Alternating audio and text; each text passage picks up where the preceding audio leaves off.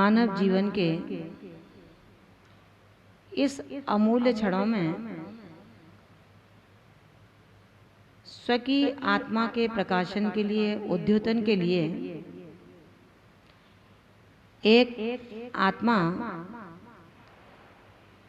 स्वस्थ रूप को कैसे प्राप्त हो सकता है। अनादि काल से भ्रमित ये आत्मा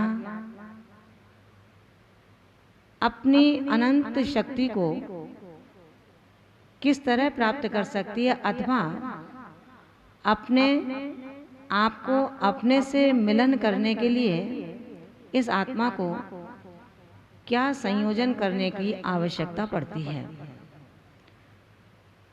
जैन दर्शन के परिप्रेक्ष्य में कहा गया है कि सामायिक एवं आत्मचिंतन की प्रथम भूमिका में एक साधारण ग्रस्त आत्मा प्रश्न कर सकता है कि सामायिक हमारे जीवन में कितनी आवश्यक है, अथवा सामायिक हमारे लिए कब, क्यों, कैसे होनी चाहिए। बताया गया है भारतीय मनीषा के अंतर्गत, जैन ज्योग्राफी, फिलॉसफी और जैन हिस्ट्री के अंतर्गत लौकिक नश्वर वित्त की नहीं वरन अलौकिक अविनश्वर स्वसंवित्ति की चर्चा जैन दर्शन के माध्यम से की गई है। जो आत्मा वैभव से बेभव यानी कि भवों से रहित स्वार्थ से परमार्थ की ओर जब बढ़ना चाहता है तो वो स्वार्थ से परमार्थ की ओर बढ़ने के लिए एक नवीन खोज के लिए प्रेरित होता है। जैन तत्व मनीषा के अन्वेषक परमोपकारी पूर्वाचार्यों ने आगम और आध्यात्मिक जगत में जो वीतराग विज्ञान का उद्योतन किया है, जीव तत्व की परम उपलब्धि से श्रेयों का श्रेय प्रदान किया है, उसके लिए जैन तत्व मनीषा के अनुसंधान करता मुमुक्षु आत्माव्यात्मा सदैव उनका ऋणी रहेगा। यहाँ किसी दूसरे के अनुसंधान की चर्चा नहीं की जा रही। एक स्वयं के आत्मा की खोज के लिए वो मुमुक्षु खोजी खुद को खोज कर विषयों के द्वारा भोगों को विसारता है और खुद की खोज की प्रयोगशाला में अपना प्रथम चरण प्रारंभ करता है। जैसे एक किसान अपने खेत को स्वयं जोतता है, उसके कंकड़ को बीनता है, शोधन करता है उस माटी का जिस माटी के अंदर अपने हाथों से जिन दानों को बपन करेगा, उन दानों के बपन करने के बाद अब सुरक्षा की बाड़ लगा करके फसल आने तक चौकन्ना यानी कि जागरूक रहता है। समय आने पर बिना प्रमाद फसल को काट लेता है और वैभव युक्त हो जाया करता है। ठीक इसी तरह हे मनीषी भव्यात्मन, स्वस्वरूप के अन्वेषक आत्मा के स्वक्षेत्र, स्वद्रव्य, स्वकाल और स्वभावों के माध्यम से जो मेरा आत्म का क्षेत्र अनंत काल से बंजर पड़ा है, उसे वो उर्वरा बना करके योग्य काल में योग्य यानी कि उत्तम बीज का अंकुरोपण करता है, जिसके कारण समयोपरांत एक अनादिकाल से भ्रमित औदारिक देही परम औदारिक शरीर में परिवर्तित हो जाया करता है। इसी अनुसंधान के परिप्रेक्ष्य में जैन दर्शन ने कहा कि अपने परिणामों की विशुद्धि अगर कोई बना सकता है तो उसका उचित समय, उचित क्षेत्र एक सामायिक के अंतर्गत आता है। उन्होंने कहा कि सामायिक क्यों करना चाहिए।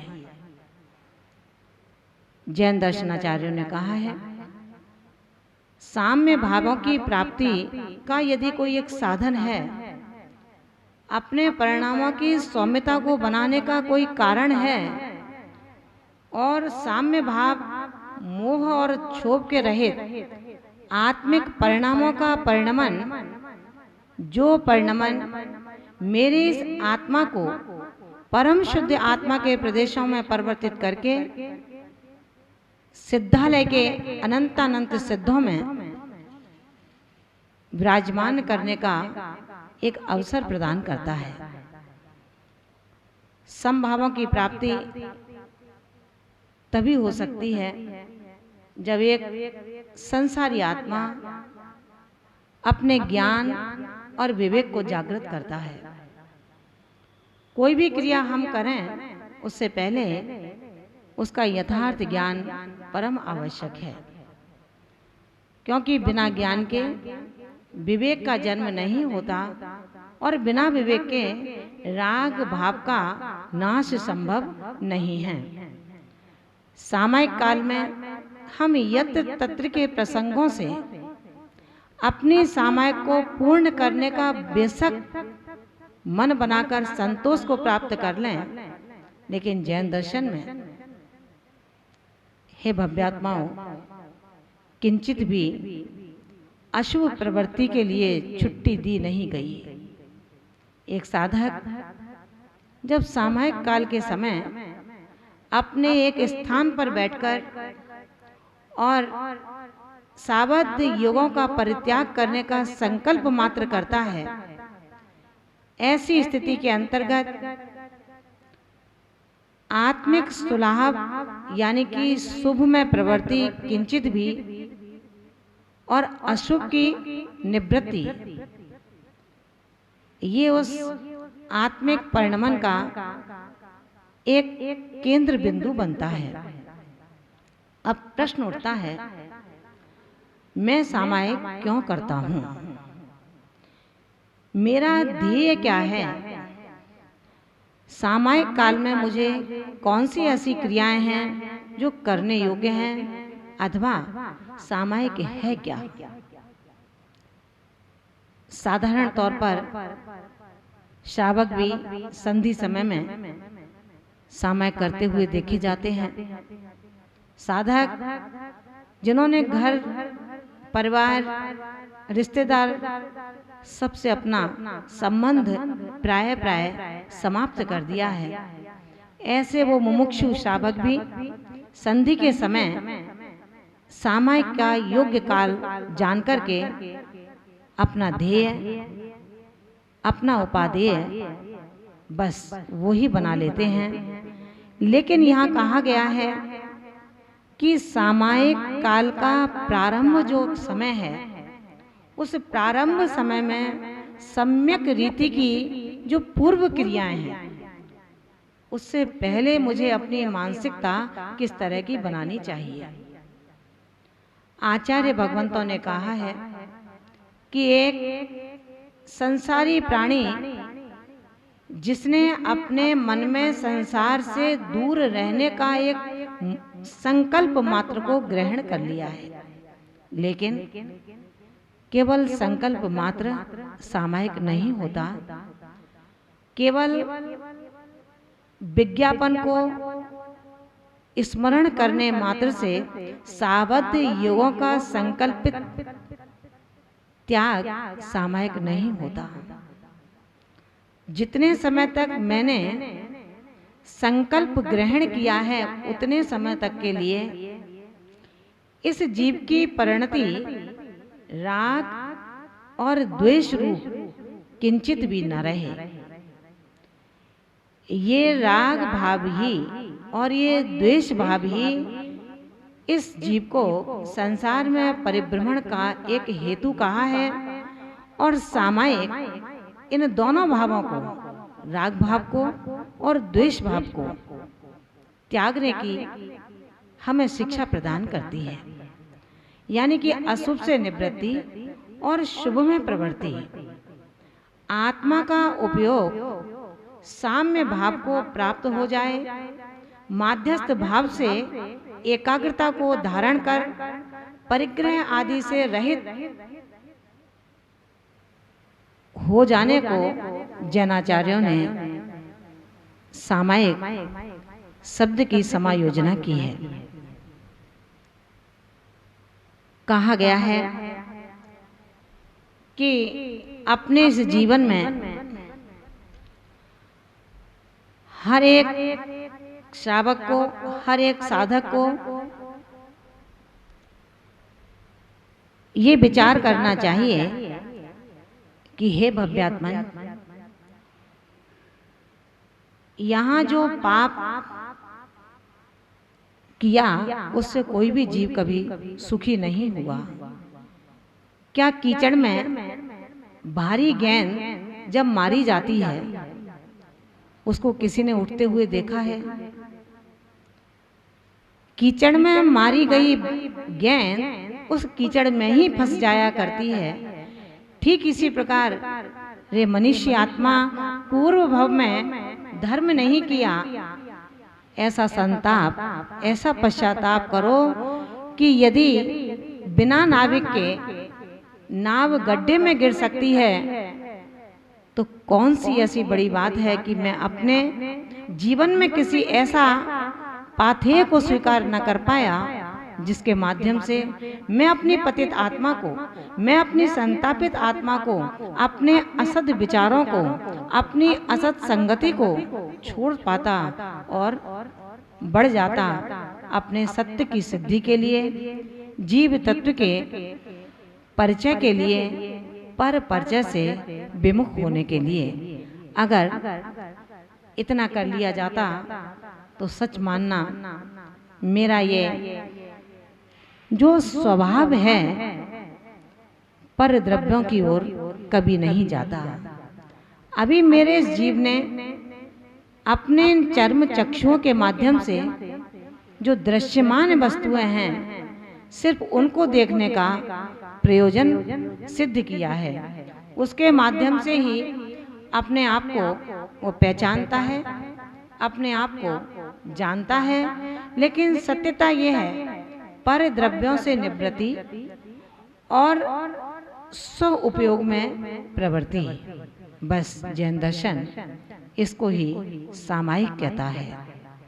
सामायिक शब्द का सम और आय, सम का तात्पर्य जहाँ प्रशमता, राग द्वेष का अभाव,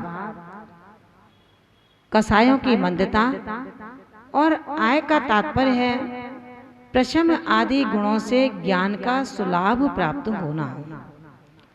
राग द्वेष में मध्यस्थ परिणति के साथ में अपने परिणामों की, अपने विचारों की, अपने मन वचन काय के माध्यम से योगों की चंचलता को पुनः स्थिर करके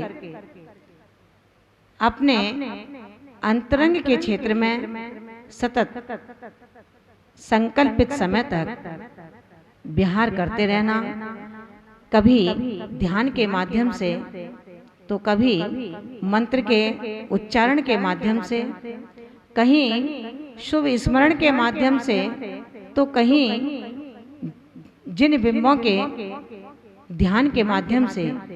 ये सामायिक ज्ञान, संयम और तप इन आराधनाओं को बढ़ाने के साथ साथ हमें हमारे जीवन को सदुपयोग बनाने का एक माध्यम प्रदान करती है। ठीक उस प्रकार जैसे एक गन्ने का टुकड़ा, ईख का टुकड़ा टेढ़ा होता है,